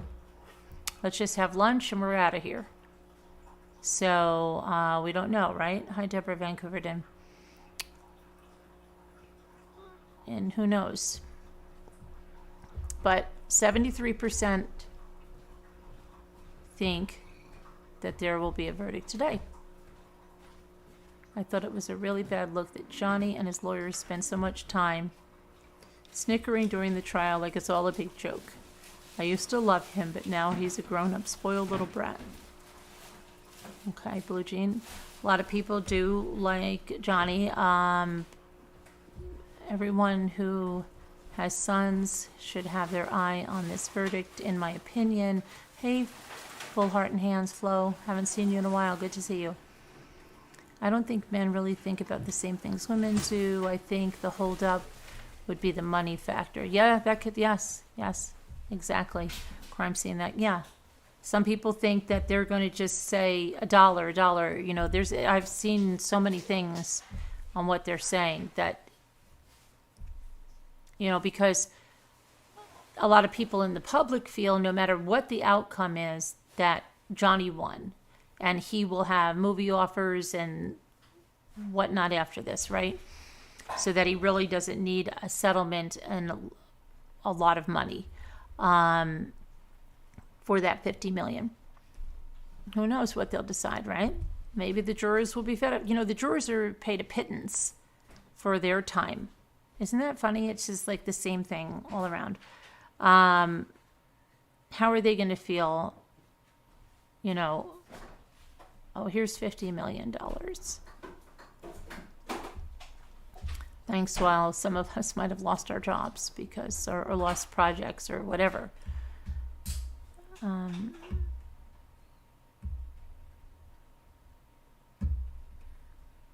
I think there were a lot of things in the case, like even how the judge allowed that laughter in the courtroom from the audience was really not professional at all. I don't know one judge that would have tolerated that. You know, in fact, they're always warned against outbursts, but yet they were allowed to sit there and laugh. And I mean, not just like one time. There was one day it was ridiculous. This is the second day of deliberation. Correct, Candace. It's really not, it just started, you know. 2 hours. If they started at 10 o'clock, it's 1 hour. I think they're going to wait till after lunch. I think they're getting lunch.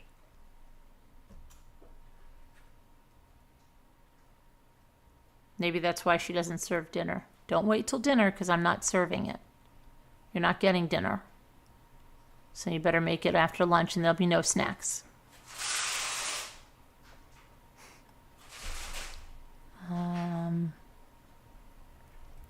Thanks, Blue Jean.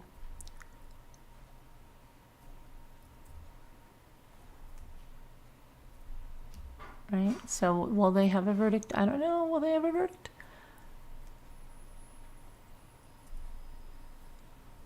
Kubi, will they have a verdict? It's early for you, Kubi, isn't it? It's 8, right? Decide or starve. I think they only deliberated 2 hours on a Friday. Yeah. You know, but they've had the weekend. Even, you know, you can't stop things from running through your head. You're not supposed to look at anything, of course, and discuss anything, but you can't stop the thoughts running through your head, right? They did have an opportunity to see all of this. The money, just an attachment, and the judge did call out the gallery. Well, not on the not the day that I saw. This was early on flow, and they were not called out. They were not the day I saw. I could not believe it kept going on. We even talked about it here. I forget what day it was, but there was a day it was ridiculous, and I kept waiting for her to call them out. And they didn't. And somebody said it was when a lot of the people from Australia or the UK came in there. And they were just snickering and laughing and carrying on. It was quite ridiculous.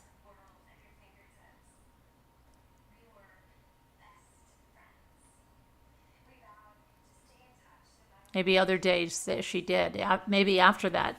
This was early on. And it was quite ridiculous. My rib hurts so freaking much. I don't know what I'm going to do. Okay, so 72% still say. I'm going to end the poll.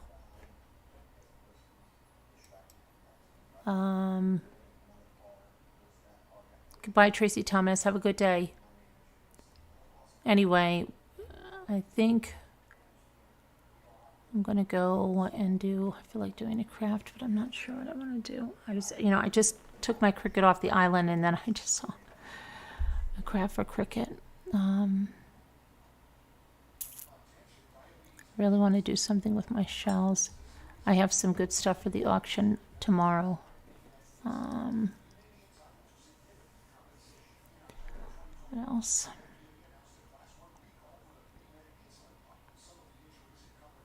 For those that like teapots, I have 3 teapots for tomorrow. And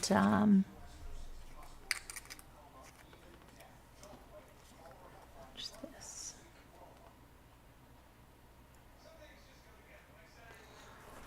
Okay, so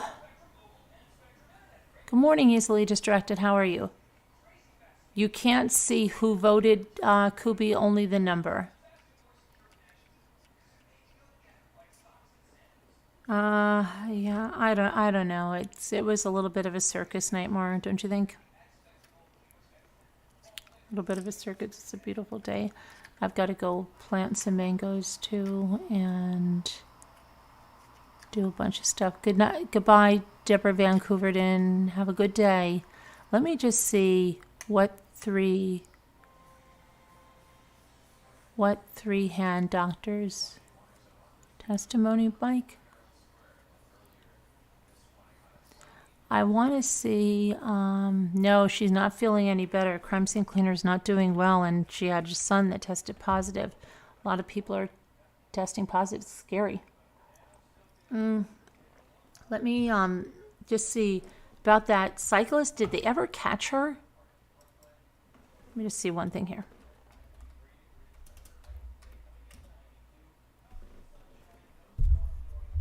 Oh my gosh. This is a crazy story. Do you want to hear a crazy story? Sorry for the Depp people. You might want to leave now because I'm going to tell you some true crime headlines. Let me see if I can click the thing so it gives a timestamp. It's supposed to have a clicky thing. Add a stream marker. Stream marker added. Markers appear in the editor. Okay, so I'll have to go and change that. Now I see. Okay, so this is going to be true crime headlines now. So we'll get these out of the way for what we have now, and there might be more tonight, who knows.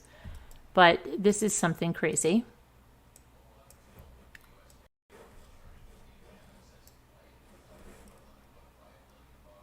A Missouri woman says she was going on a fun date, but what happened was days of horror after a man she met on social media tortured her and worse, stole her dentures. He seemed pretty cool, you know? I thought I found somebody, you know? And it turned out to be a complete Jekyll and Hyde. Precious Brower, age 30, said, I didn't think she was 30. According to Precious, 29-year-old James Larson Jr., pictured, met her on Facebook, and the pair went out on a date together after Larson picked her up. According to the online court records, Larson had gotten out of prison just weeks before they met. Precious and James went to a house owned by James's father by a lake, which was about 45 minutes away from Kansas City. Once they got to this house by the lake, things were going pretty well. But then James had to ruin it all by allegedly pulling out a knife, and then he began to abuse her. According to Precious, and I quote, he took a big Bowie knife and he kept hitting me with it. So he hit her with the knife. He cut my hair out. He took my dentures away and my glasses, and he kept hitting me with random objects. She managed to get away when James made the mistake of falling asleep. Police ultimately arrested James Larson Jr., and they charged him with first-degree domestic assault, felony kidnapping, felony armed criminal action, and felony possession of a firearm. Now, according to a probable cause statement, James punched her with closed fists. Excuse me, hold on a minute. Let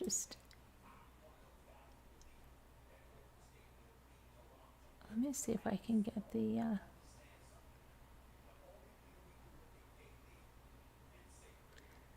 There was a SWAT team that rolled into Lake Arrowhead.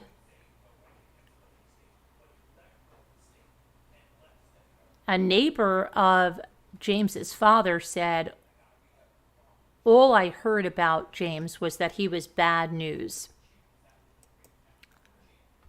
He didn't want to be identified for privacy reasons. It's not going to be too hard to figure out. I didn't ask any questions. He was staying across the street with his father. Now, he tells me he lives across the street, but I don't want to be identified. And ever since the son got here, a lot more cars had been driving by, according to this neighbor living across the street. On Saturday, the traffic on that remote gravel road was even heavier. It included an armored personnel carrier, multiple squad cars, a police dog, and tactile officers from several local law enforcement agencies, all engaged in a 5-hour standoff with Larson, who kept Precious captive inside his father's house. James was taken into custody, and the woman has been at an area hospital since Saturday. So we're going to see now here quite the case here. Let's take a look at this.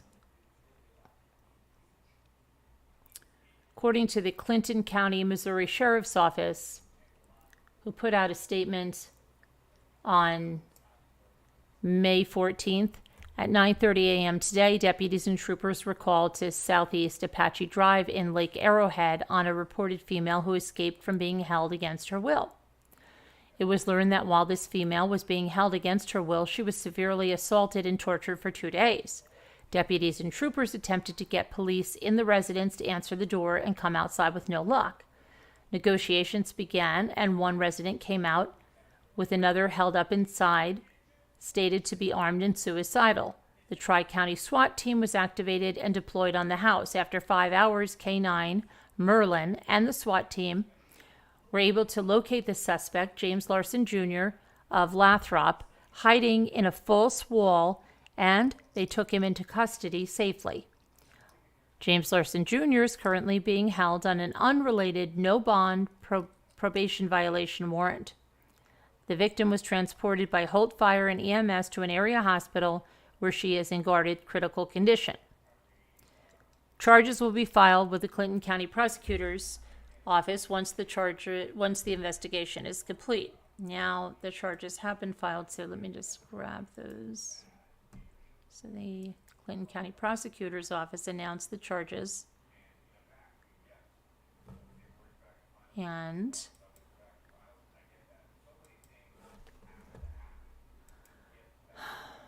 hold on a second. What the heck is this?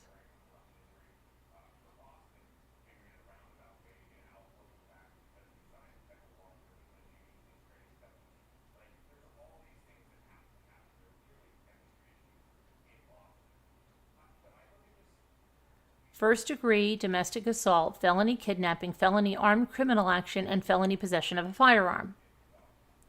Now, James Larson Sr., James Jr.'s father, drove up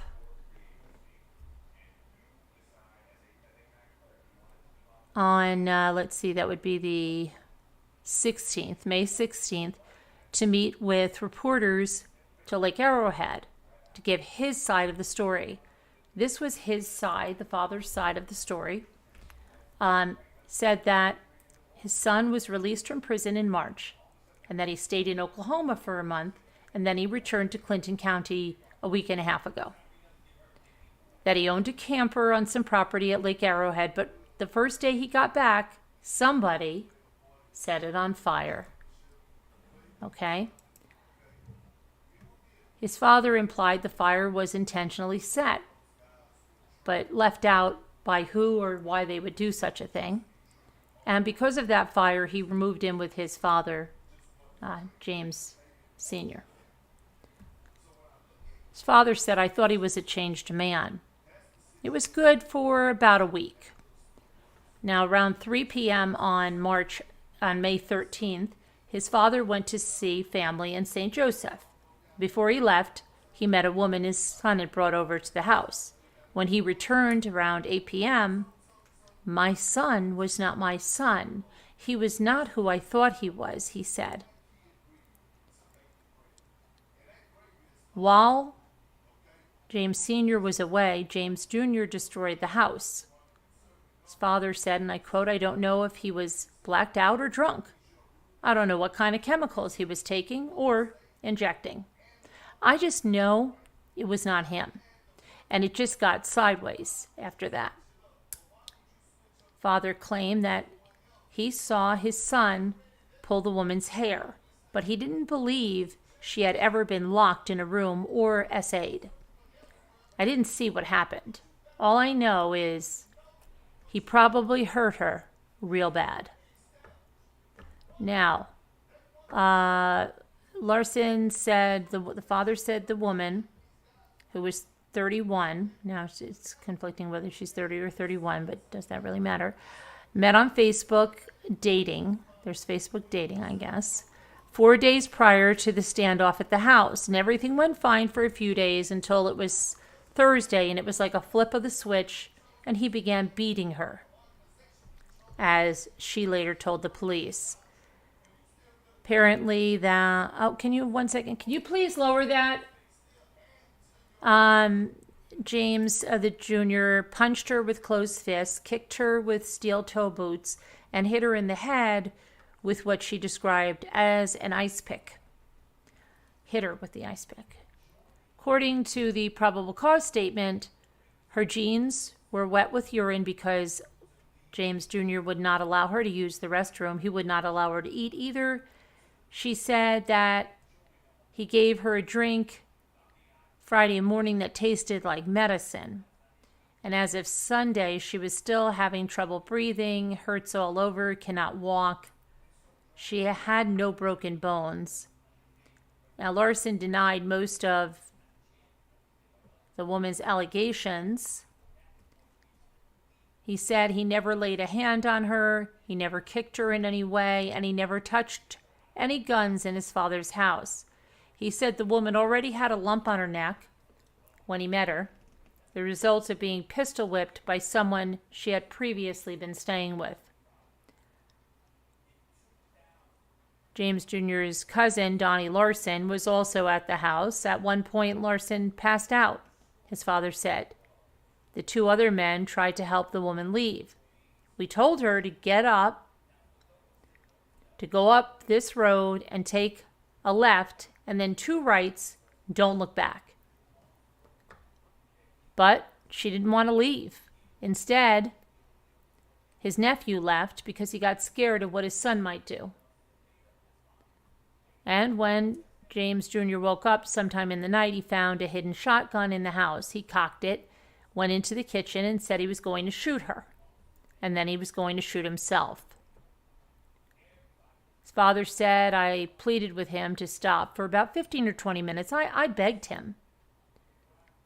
And his son eventually handed the gun over, which his father hid in the garage and locked the door behind him. And he stayed in the garage for several hours. From his phone, which was connected to a camera inside the house, he watched as his son went on a rampage. And this rampage included smashing holes in the wall. He was smacking things around while he was screaming. And that went on for a while, and when things died down, he went back inside, the father did, to find the keys to help the woman escape. He said he found the woman in a fetal position, sweating on the bedroom floor, but he couldn't find his keys. You might ask yourself, why didn't he just call the police? He said he was fearing for his life. He thought the SWAT was going to come in and take him out. I did what I thought would be best for his safety and his life, her life, and my own. I don't know. It probably would have been a better decision. So, sometime in the morning, father didn't get any sleep. He heard someone outside speak his name, and it sounded like it was coming out of a microphone. Who do you think it was? It was the police. And they were on that loudspeaker asking him to get out of the house. He said he wasn't sure if it was him because it's his son's name also. But he exited the house with his hands up, and they took the father, senior, into custody, but he wasn't arrested. The woman had finally escaped the house and asked a neighbor to call police. The neighbor did not want to be identified. He said the woman had scratches and blood on her hands, what appeared to be a stab wound on her leg. The SWAT team arrived, and after 5 hours, they entered the house, where they found James Jr. hiding in that wall. They cuffed him, booked him into the Clinton County Jail, and that's where he is now. There's a picture of the lake house where he took her on a date.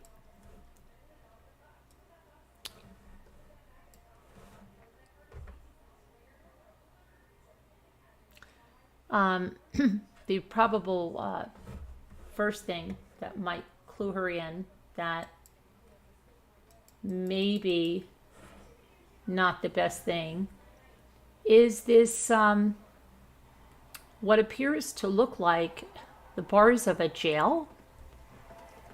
The bars of a jail across there. That might give her a little tiny clue that maybe this is not the place she wants to go on a date.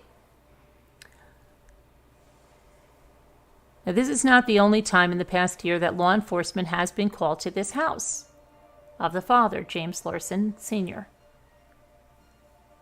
The father called the Clinton County Sheriff's there in December saying a burglary was in progress, and officers walked into a very confusing scene. Now, if you look at the court records, James Sr. was holding a rifle, which he handed right over to a deputy. He said he believed he had trapped the burglar by locking the man in his bedroom. He had also fired approximately 9 shots into the bedroom through the closed door. The deputies didn't find any sign of forced entry. They didn't find anyone in the house. The only person, a 10-year-old grandson, who was placed in the custody of the state.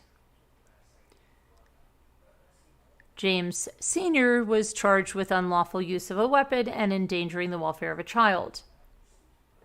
And I quote James saying, "I lost my grandkids due to I was exercising my Second Amendment rights, protecting my property." The probable cause statement notes that he has a long criminal history, which dates back to 1982.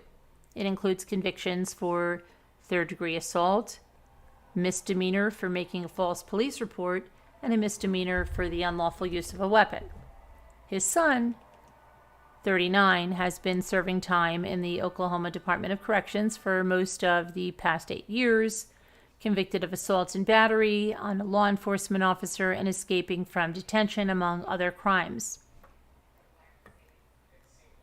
He was also picked up at a BP station in Holt, a few miles south of Lake Arrowhead, almost immediately upon returning to Clinton County earlier this month. So the first report that reported the son is 39. That's not 29. It's not true. It's 39. A clerk working the register on Monday was surprised to learn that one of the men arrested at the gas station a couple of Fridays back had been involved in the SWAT standoff over the weekend. It was just a suspicious situation, the clerk said. There were these 2 guys sitting in their car out front there for a good half an hour right before closing time. The driver was wearing one of those gaiters around his neck, and he kept pulling it up over his mouth and looking in here. And the other guy was wearing a long black leather trench coat. Now, this clerk wondered, well, it's pretty warm outside. Why is this guy wearing a leather trench coat? Doesn't seem to be too kosher. And he noticed that it was around the time that he needed to pull out the till and count all the money in it. So he got a little nervous and he called the county. Sheriff's deputies arrived and started asking questions of the men outside. And they learned the one in the long black leather trench coat was James Larson Jr. had a warrant out for his arrest in Clinton County, and they also found a gram of cocaine and a gram of meth in the car. So they hauled those 2 off to the county jail. But James Jr. didn't stay there long. Nope. And Sheriff Larry Fish of the Clinton County said that prior to the weekend's events, we kind of expected something would happen because the subject is a violent career criminal. Despite the outstanding warrant in Clinton County, an apparent violation of his probation in Oklahoma, and his lengthy history as a violent criminal, despite that, James was released on his own recognizance. No bail necessary 3 days later. Clinton County Sheriff's Office didn't return a call seeking an explanation why he was released. I don't think they would want to. And his father gave a tour of the property when he was out there with reporters.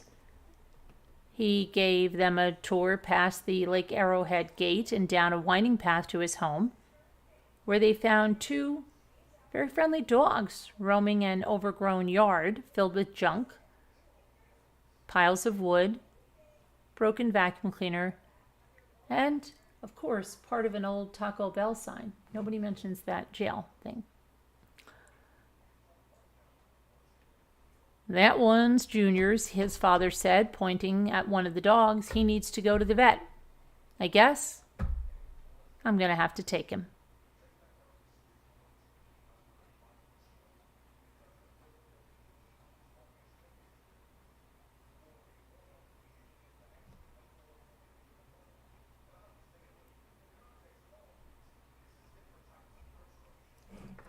That's some story, isn't it? What do you guys think of that story? What do you think of that?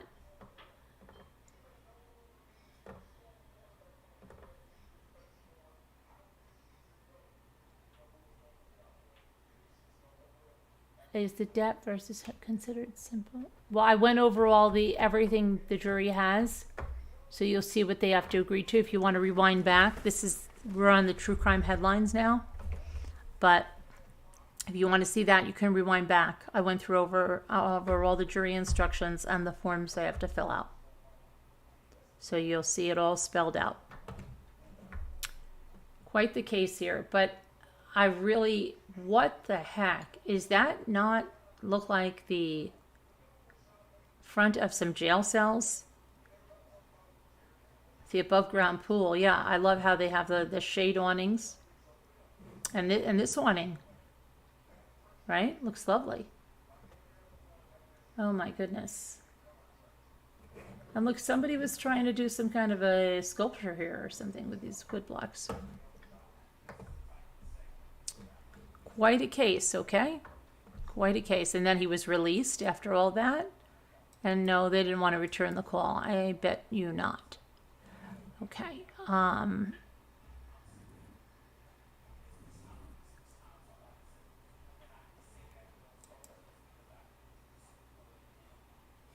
Okay. Oh my goodness. All right, let's go see what else we can find. That's enough. And maybe, I don't know. Quite a scene. Quite a scene.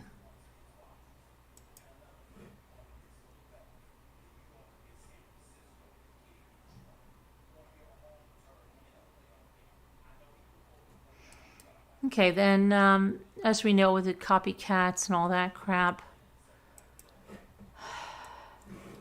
school shooting in Texas. Well, this Florida man you see there was arrested, 18 years old. Why? Well, he posted a photo of himself online with guns and a tactile vest with the message, "Hey Siri, directions to the nearest school." Guess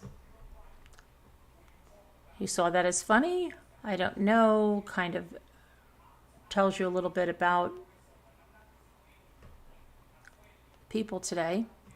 The Hillsborough County Sheriff's Office said the handgun and rifle seen in Corey Anderson's photo was low-power airsoft guns. Law enforcement, however, are not playing around with threats. And I quote County Sheriff Chad Chronister saying, "This type of threat is unacceptable. This man intentionally instilled fear into our community as a sick joke. But be warned, this is no laughing matter. Anderson's mother said the media reports about her son's arrest were incorrect, but she declined to describe what was inaccurate.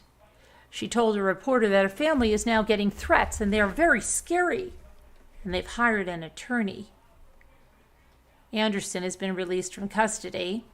His arrest was the second in Florida over the weekend for a written threat to conduct a mass shooting or terrorism, both coming just days after the horrific massacre at Robb Elementary School in Uvalde, Texas. 19 students and 2 teachers were killed in that attack and 17 more were wounded. Earlier, Lee County deputies arrested a 10-year-old, which we told you about yesterday, 5th grader on the same charge. Right now is not that this any time should be. Right now is not the time to act like a little delinquent, Lee County Sheriff Carmine Marceno said. It's not funny. This child made a fake threat and now is experiencing real consequences. Well, any time is not the time to act like a little delinquent. Okay. So, yeah.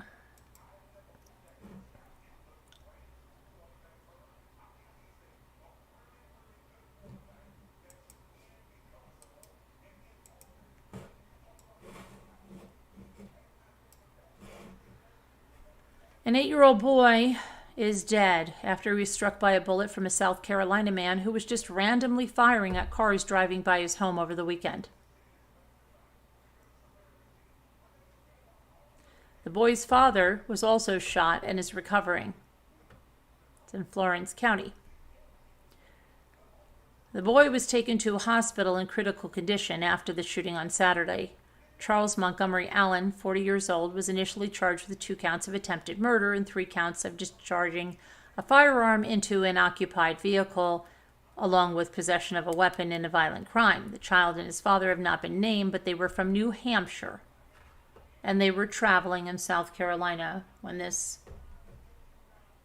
psycho, without a motive, and according to the Florence County Sheriff, T.J. Joy, said probably methed up.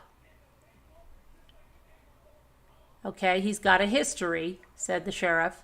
He's incarcerated now, without incident, just a senseless act. The sheriff said that Allen fired at 3 cars and then retreated to his home, where a SWAT team found him with multiple weapons. It's sad, it's heartbreaking, sheriff said. We've got an 8-year-old boy shot for no reason. The young boy was a 3rd grade student at Little Harbor School in Portsmouth, New Hampshire. The boy's death, which has not yet been reported by the South Carolina media, was reported in a memo that was sent to families in Portsmouth on Monday. That's so sad. Wow. It's really, really sad. You go on a vacation or you're traveling and some wacko like this just changes your life forever. It's really scary.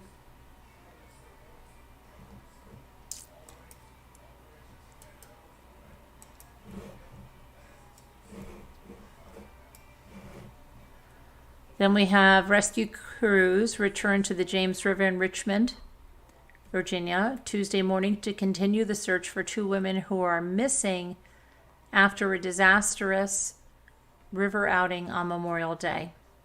The 2 women were part of a group of 12 that went over Bosher's Dam on Monday. The Richmond Fire Department, with the help of civilian kayakers, rescued 9 people from the raging, swollen river.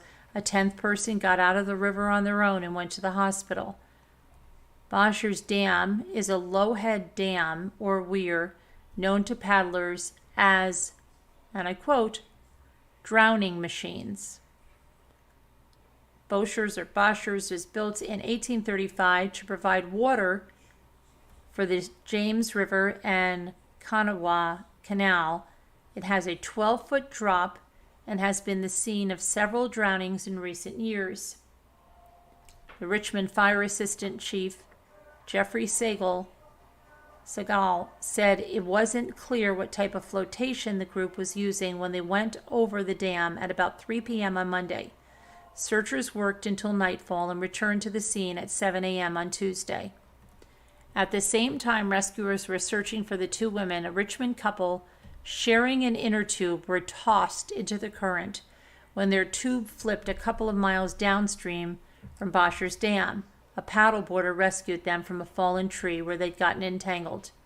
River levels were at 9 to 10 feet in that section of the James on Monday, below the 12-foot flood stage, but well above the normal level of around 5 feet.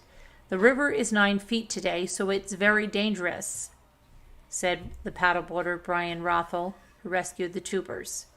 That's really sad.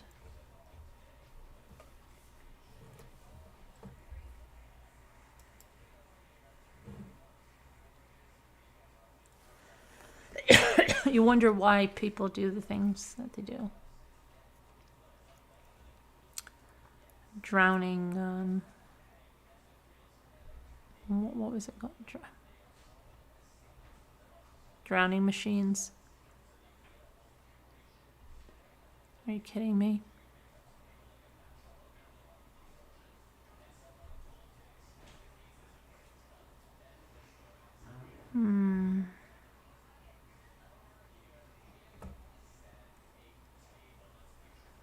Just nuts.